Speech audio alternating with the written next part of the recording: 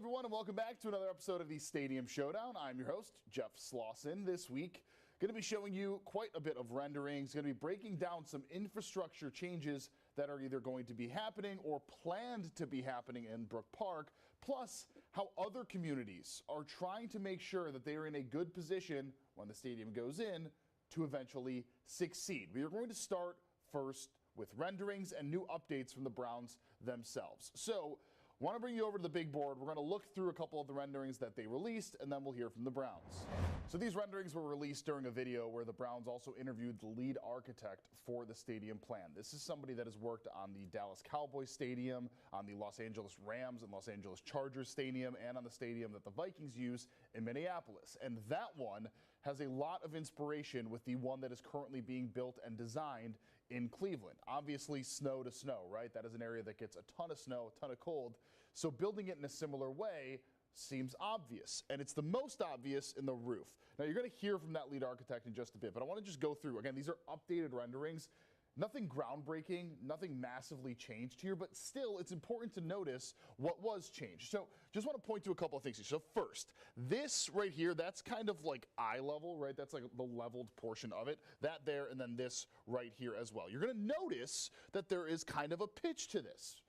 That pitch is really important here because you have here the slope of the roof that is angled downward. Again, we're going to hear from the lead architect about why exactly that is, but that is incredibly important when we look at the holistic approach that they're taking with the stadium. That sloped area is going to be a big deal for snow removal. We had seen the renderings kind of a little bit here. We didn't totally know where the sloping was going to take place. Now we know it's going to go in line with the field, right? So you have the field right here. That's going to go in line with it as well. Now I'm still looking and trying to make sure that the way that the stadium is going to be built is one where the sun isn't going to impact the players, because now you're seeing there's a massive roof here. It doesn't look like there's any sort of large window areas that would get in their eyes. Anybody that's watched a Dallas Cowboys game, you understand what I'm talking about. Again, this design firm designed the Cowboys Stadium, so you'd have to hope that basically the east-west was taken into account to make sure that the sun's not going to get in anybody's eyes. But still, you're going to have these large windows up top. A lot of controversy around the stadium, right? They've constantly said whether or not it's going to be indoor, outdoor. Many fans want it outside, not going to happen. It seems like they're kind of going along with that and saying, oh, no, it's going to feel like it's outside, but it's going to be inside. You're going to hear a line like that very similar to it. A couple of more things I want to point to, and then we'll show you a couple more renderings on this. Let's look at the top portion. So that's kind of like the quote-unquote nosebleeds, right? There's one over there, and then there's another one on this side behind me that you can't really see. Those two areas, I think, are important in this as well because, according to the Browns, that's actually going to be the closest any upper decks are to the field. In addition to that, this area here, that is going to be the dog pound. That's going to be very unique to what any other operation has been doing, any other football operation has done. If you've seen what the Los Angeles Clippers have done in the NBA, that's going to be similar to what the dog pound's going to have. So what they are planning for the dog pound, again, seen now in this new rendering, you will notice this is drastically different than what we saw before because the area in which the dog pound is almost like a continuous space, right? It's like a wall. You can tell the slope of it kind of angled down. You have this seating right here. That's on purpose. According to the developer, according to the lead architect on this, they want it to be kind of a wall of fans, and that's exactly what these renderings show. We haven't seen a look like this previously. Obviously, trying to showcase Myles Garrett is very important there too. There's some more seating on this side, more seating also on this side, and then obviously it wraps around. But the dog pound is what's really going to separate this from any other stadium potentially that has been done, in addition to new concourses, obviously, different areas to look at similar to that. This is the wider range of it, right? So now we know that right here, this is Cleveland Hopkins International Airport. The alignment of the field kind of goes like this way and then this way.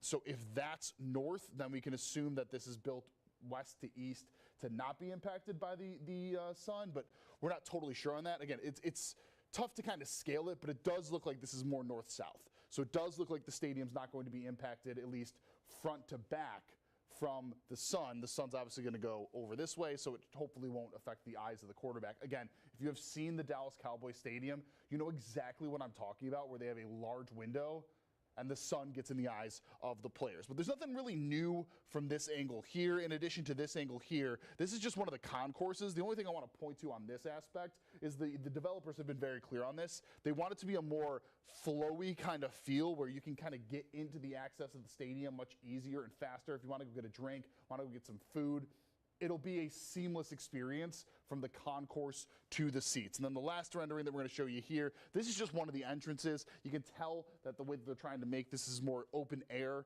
considering the fact that this is something that is going to be closed off. Again, these are the developers behind the SoFi Stadium in Los Angeles. That has a canopy almost over it, so it's not a total roof. So it's something that, while yes, it is open air and outside, it is covered.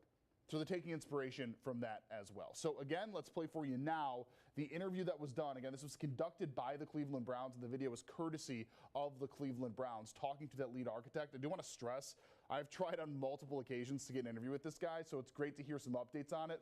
Let's listen to those now. Our design process from day one till opening day is all about creating that authentic version of large-scale entertainment venue for Northeast Ohio, and it really does drive every decision that we make. And so all the unique features that you see in our previous venues, those were created for those fan bases and for those locales. And you know, we're excited about bringing new items and new things here to the fans of football and entertainment throughout the Northeast. Well, let's talk about some of these unique design elements that you think really kind of capture Northeast Ohio. And I know the dog pound, we've seen that in the renderings, which is, you got to have that if it's going to be Huntington Bank Field. So what are some of the things that you're really excited about that you think reflect kind of that goal? You've got to start with the dog pound and the idea that it is a celebrated item. You know, when we were listening to the fan base about what they wanted in the building, number one was to restore like the power of the place of the fans of the dog pound. And so we've created essentially a vertical wall of fans for the dog pounds. We have brought them as close as we can to the players and into the end zone. We're going to have the visiting team run out right beside them. It is going to be a raucous wall of electricity, and we're excited about that.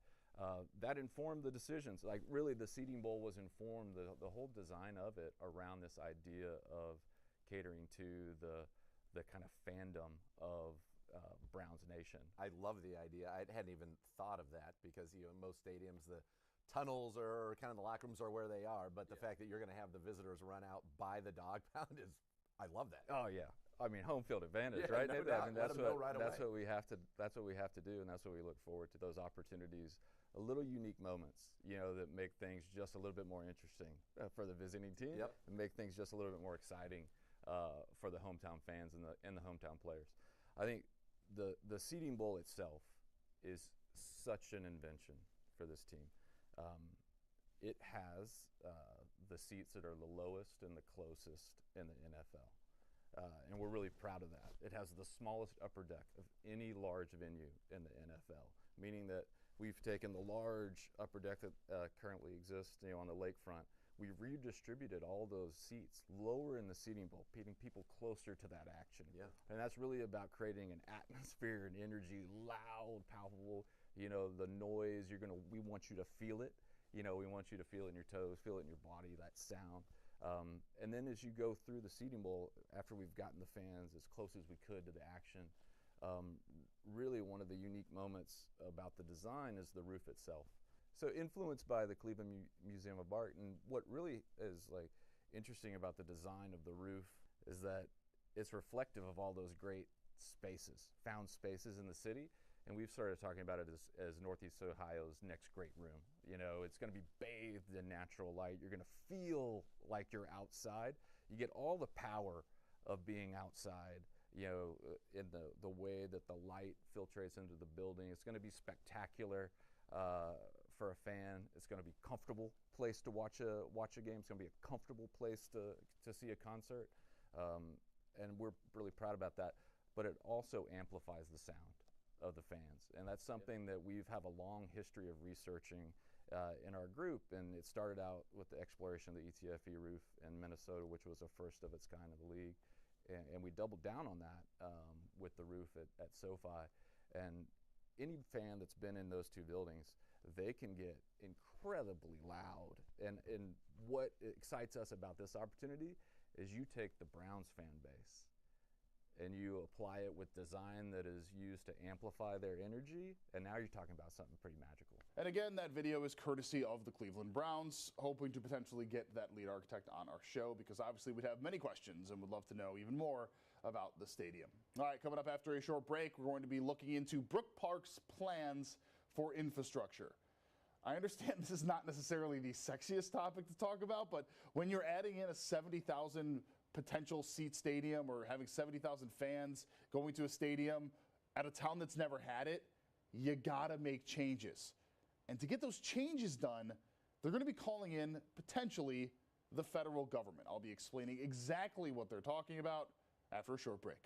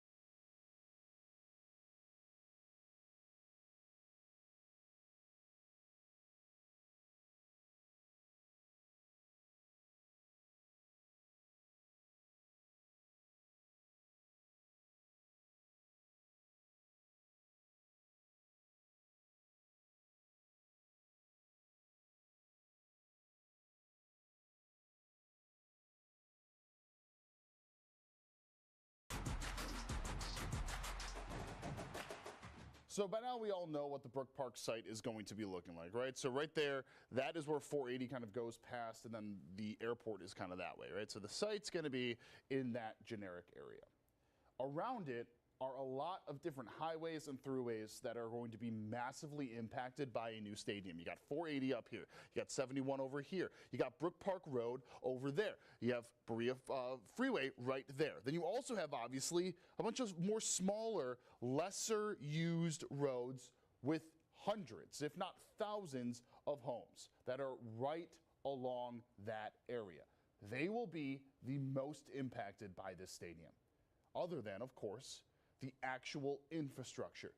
The Browns know it, Brook Park knows it, and they have known it since they initially started planning.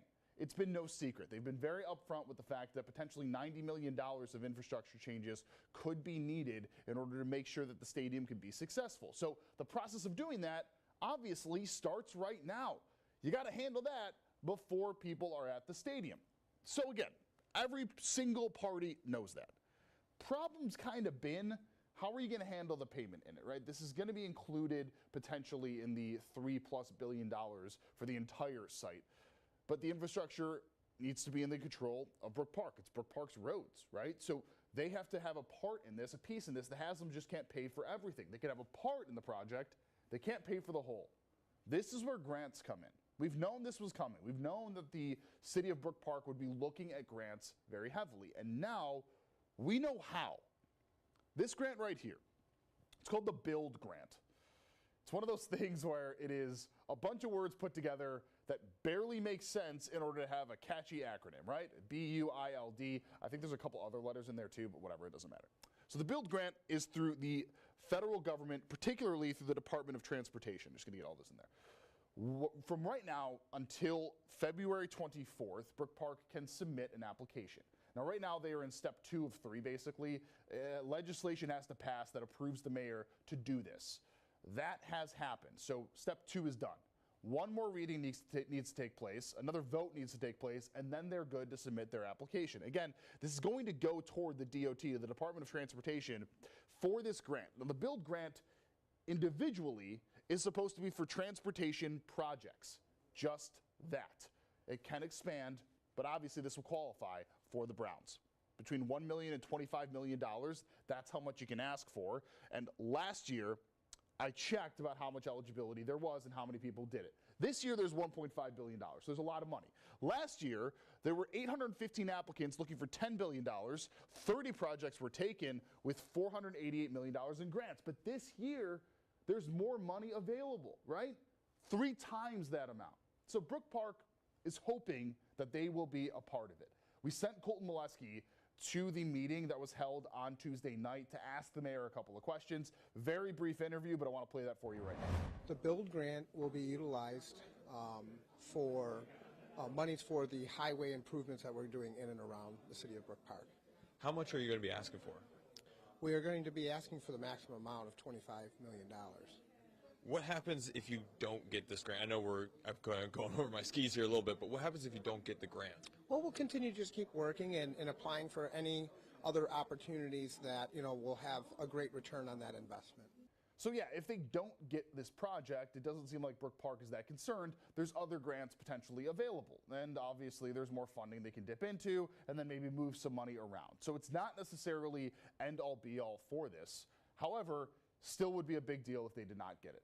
As for the Haslams in this, I mentioned how they will be participating money toward this. They sent a letter to be put into their official application that basically says, look, we will put any additional funds that are needed toward this, right? So the Browns are going to be offering whatever is needed to fill everything past the $25 million, again, if they get this grant that Mayor Orcutt said. So if they get $25 million from this grant project, let's say the additional 10, 20, 30, 40, it doesn't matter. Let's say there's overruns. The Browns are on the paper. They're in writing saying they will take care of it.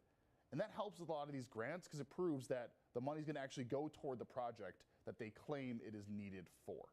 All right, and coming up after the break, Brook Park's not the only one that needs to make some changes. Ari Janelle has that story after a few-minute break.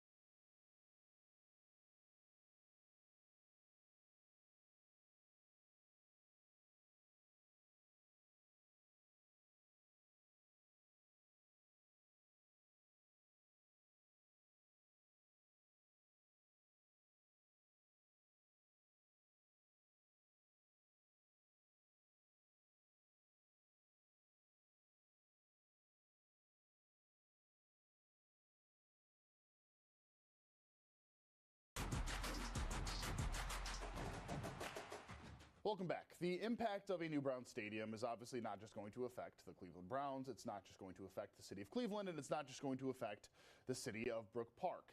Every single area around Brook Park is going to see some pretty big issues. Think about your standard game day.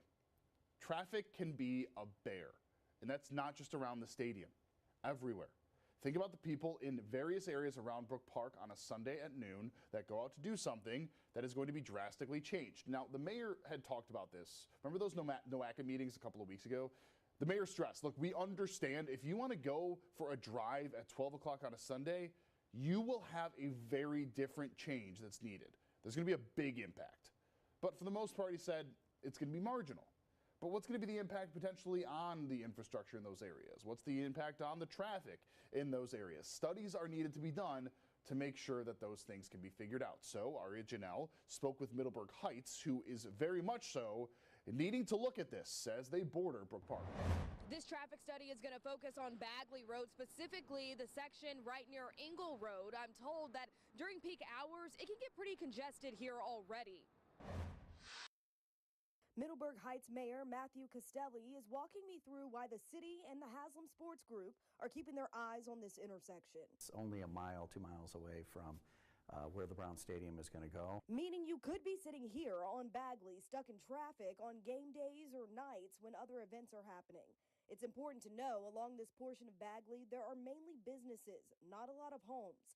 But it is one way to get onto 71 that could create some issues for people coming and going from the stadium. And if there is going to be more congestion added, we want to make sure that there's a plan to manage it going forward. That's why the Browns are paying $50,000 for a traffic study. It will look into traffic patterns and safety concerns. Castelli says while the stadium will bring more business to his city, that comes with a price. Understanding congestion, that has an impact on business. So it's important that the traffic continues to flow. The mayor's expecting to get the results from that traffic study in about 30 days. From there, they'll decide if any changes need to be made. In Middleburg Heights, I'm Aria Janelle, 19 News. And hopefully once the results of that study come back, we will be able to provide that information to you as soon as possible. And of course, if you want to watch any of our previous episodes of the Stadium Showdown, go ahead, scan the QR code on your screen right now. Every single episode available for the Stadium Showdown. And that's it for the latest episode of the Stadium Showdown. Thank you so much for watching. We will see everybody coming up next week. Hopefully some more updates to come. A very busy week, of course, as always, here with the show. For now, I'm Jeff Sloss with 19 News. Have a great day, a great night. We will see everybody in a week.